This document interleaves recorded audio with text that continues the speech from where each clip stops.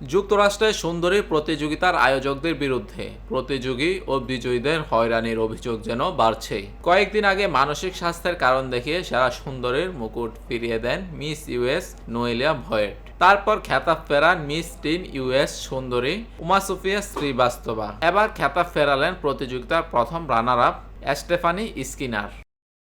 Stephanie Skinner New York পোস্টকে বলেন, সমস্ত পরিস্থিতি পর্যালোচনা করে এটি সঠিক সিদ্ধান্ত বলে মনে হয়েছে। আমি 12 বছর বয়স থেকে এর জন্য পরিশ্রম করেছি, জন্মদিন, বিভিন্ন ইভেন্টে, এমনকি স্কুলের প্রশিক্ষণও এর জন্য ত্যাগ করেছি।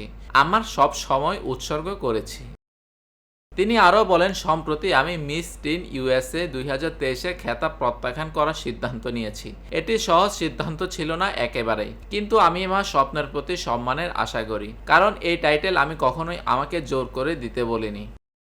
প্রসঙ্গত, গত 8 মে 2023 সালের Miss Teen USA Uma Sophia Srivastava মুকুট ফিরিয়ে দেওয়ার সিদ্ধান্ত জানান। খেতাব ফিরিয়ে দেওয়ার পেছনে আয়োজক সংস্থার কর্মকাণ্ডের সঙ্গে নিজের মূল্যবোধ সাংঘর্ষিক হওয়ায় কথা তুলে ধরেন উমা সোফিয়া শ্রীবাস্তবা।